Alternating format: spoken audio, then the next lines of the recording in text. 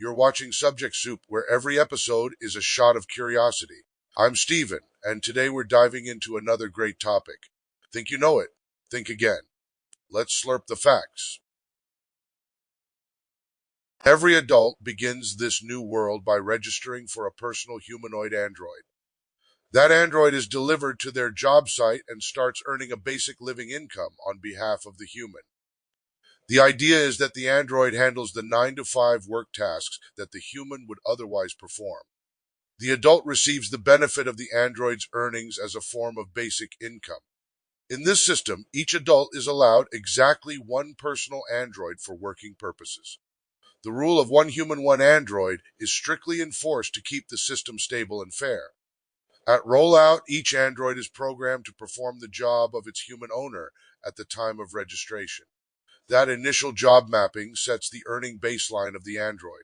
With that baseline, the human's life experience does not radically change because the income earned is only the basic income level, not a luxury.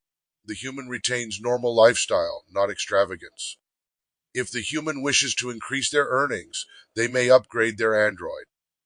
Upgrading the android unlocks higher earning capacity, more advanced tasks, more sophisticated job assignment. To upgrade the android, the human must save money to pay for the next level. This ensures that upgrades are earned, not arbitrarily given. Once an android is upgraded, it is delivered to a new job site suited for its upgraded capabilities. The human then benefits from the higher earning stream. While the android is working, the human is freed from the day-to-day job execution. They may focus on creativity, education, family, entrepreneurship, or other pursuits. This system introduces a form of automation-enabled basic living income. Humans benefit from machines doing the heavy labor while retaining ownership and upward mobility via upgrades. In the real world, studies show that automation and AI will reshape work dramatically. For example, up to 70% of employees' time in some jobs could be automated through 2030. Policy scholars argue that guaranteed income could help societies adapt to automation-driven job shifts and rising insecurity. The fiction of one android per adult maps onto these policy ideas. The android functions as an income generator asset, providing earnings previously tied to human labor. Under this model, human value shifts from doing work to owning the asset and deciding when and how to upgrade it, thus aligning with capital income rather than labor income.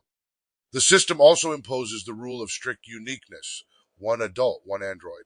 This prevents accumulation of multiple androids by one person, reducing inequalities and preserving trust in the system. At rollout, each adult has their job mapped to the android's initial assignment. That means job classes are locked initially, meaning all adults start from roughly equal footing in terms of mechanical labor replacement. Humans can then choose to invest in upgrades, higher-tier androids working more complex jobs, earning more. In effect, the upgrade path is analogous to career advancement, but via machine capital. This upgrade path creates a human-machine partnership. The android does the operational tasks. The human makes the strategic decisions and benefits from the returns. This system also raises questions. Who pays for the android? Who delivers and maintains it? How are earnings taxed or redistributed? In our scenario, the delivery and registration are publicly regulated. Maintenance and delivery. The system guarantees each adult receives their android delivered to their job site. Upgrades likewise are scheduled and delivered. The infrastructure is massive, requiring logistics, standards, and oversight. The benefit is that humans have a floor of income earned by the android, not depending on their physical performance or hours worked. That can enhance human dignity and free up time for non-work pursuits. Yet humans are still encouraged to upgrade and thus engage in decisions that enhance value, so the system doesn't remove motivation or upward mobility, which many critics say simple universal basic income can lack. Real-world parallels. Automation is already causing shifts in tasks across occupations. Some analyses suggest that 400 million to 800 million workers globally may need to change occupations by 2030. The policy literature cautions that automation by itself doesn't guarantee new jobs. Displaced workers may face wage stagnation or require new skills. In our scenario, the android asset serves as a mitigation. It replaces the human labor, but gives the human access to income from the automation rather than losing it entirely. There are trade-offs. If the human never upgrades, they remain on the basic income level. If upgrades cost too much or are restricted, inequality could emerge between humans who upgrade and those who don't. The rule of one android per adult also means concentrated ownership is limited, but if upgrade paths yield vastly different earnings, human to human inequality may still widen, even more than today's job-based inequality.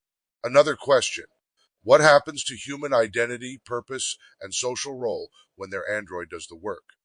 In the real world, some analysts argue that losing work can erode dignity and meaning. In our system, humans retain purpose through ownership, decision-making, upgrades, and strategy, so the human does not simply become idle, but shifts roles from worker to investor-manager of their android. From a governance perspective, the system must regulate android creation, distribution, job mapping, maintenance, and upgrade pathways.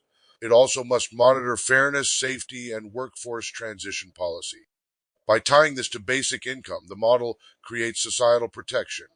Every adult has a living income via their android, reducing the risk of widespread joblessness or poverty amidst rapid automation. In educational terms, this scenario helps us explore questions like: what is work? What happens when machines earn human income? Who owns the machines? How is value shared in an automated economy? To recap the core mechanics: adult registers one personal android delivered android works baseline job human, receives basic income human, may save upgrade android. Upgraded android works higher job human earns more. The scenario imagines technology integrated into social policy. Automation isn't simply replacing humans. It is structured to pay humans via controlled asset, distribution, and upgrade paths, rather than letting humans be displaced entirely. This model aligns with current debates over universal basic income, automation, and income inequality. Some researchers advocate UBI as a cushion for workers displaced by AI automation. But the scenario goes further. It doesn't just hand out income, it gives a machine asset that generates income while preserving human oversight and possibility for growth. That hybrid is novel. It also raises ethical and practical issues. Will humans still want to work if machines do the job? Will the upgrade marketplace become a source of rent seeking? How will societies ensure fairness and opportunity?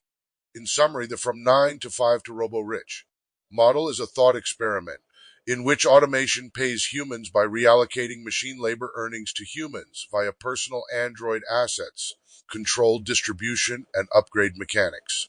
It reframes work, wages, and automation by turning machines into income-generating partners of humans rather than mere replacements. It asks us to imagine how we might structure automation for human benefit. As automation accelerates in the real world, and as policy debates around basic income, robot taxes, machine ownership, and labor transitions intensify, this scenario gives us a lens to examine possible futures. While purely hypothetical, the key takeaway is automation need not just replace humans. It can be structured to pay humans if we design distribution, ownership, and upgrade systems responsibly. We must remember, real automation challenges include unequal skill demands, wage polarization, disrupted transitions, and social risk. In our scenario, giving every adult a humanoid android emerges as a policy tool to distribute automation gains widely, rather than concentrating them in capital owners alone. Finally, we are not saying this exact model will happen, but by constructing it, we stimulate thinking about how automation and AI might be harnessed so that humans benefit rather than being left behind. If that left you hungry for more, you know what to do. Hit subscribe and slurp the next story. I'm Steven. This is Subject Soup, and the facts are always simmering.